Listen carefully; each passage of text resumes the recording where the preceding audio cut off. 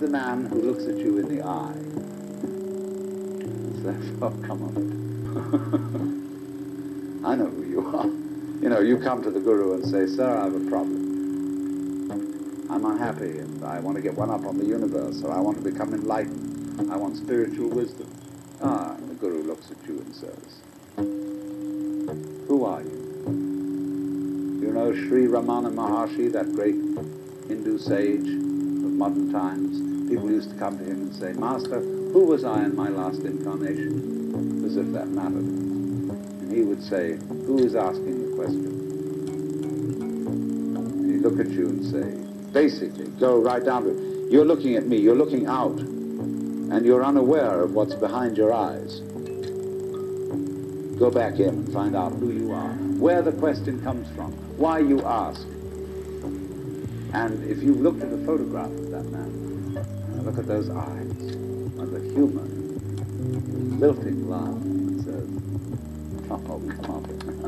Shiva, I recognize you. When you come to my door and you say, I'm so-and-so, I say, ha-ha, what a funny way God has come on today.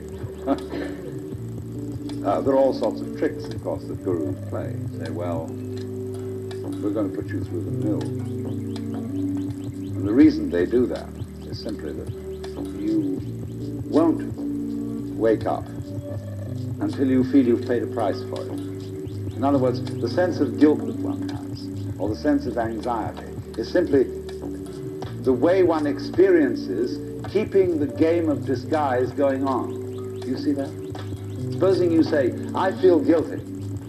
Christianity makes you feel guilty for existing. That somehow, the very fact that you exist is an affront. You know, you feel awful.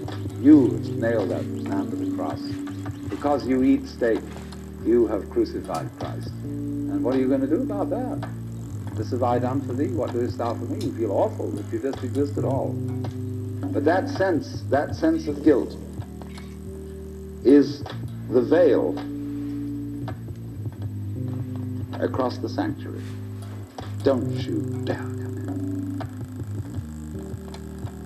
in. In order to, you know, in all mysteries, when you're going to be initiated, there's somebody saying, don't you come in. You've got to fulfill this requirement, and this requirement, and this requirement, and this requirement. Then we'll let you in. So you go through the mill.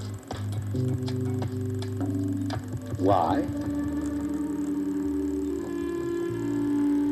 Because this is, you're saying to yourself, I won't wake up until I feel I deserve it. I won't wake up until I've made it difficult for me to wake up. So I invent for myself an elaborate system of delaying my waking up. I put myself through this test and that test, and when I feel it's been sufficiently arduous, then I may at last admit to myself who I really am, and draw aside the veil, and realize that after all, when all is said and done, I am that I am, which is the name of God.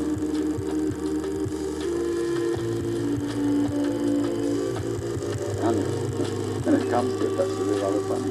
They say in Zen, when you attain Satori, nothing is left you at that moment but to have a good laugh. But naturally, all masters, Zen masters, yoga masters, every kind of master, puts up a barrier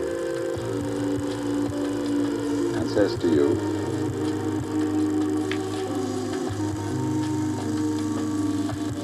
you simply plays your own game. You know, we say anybody who goes to a psychiatrist ought to have his head examined.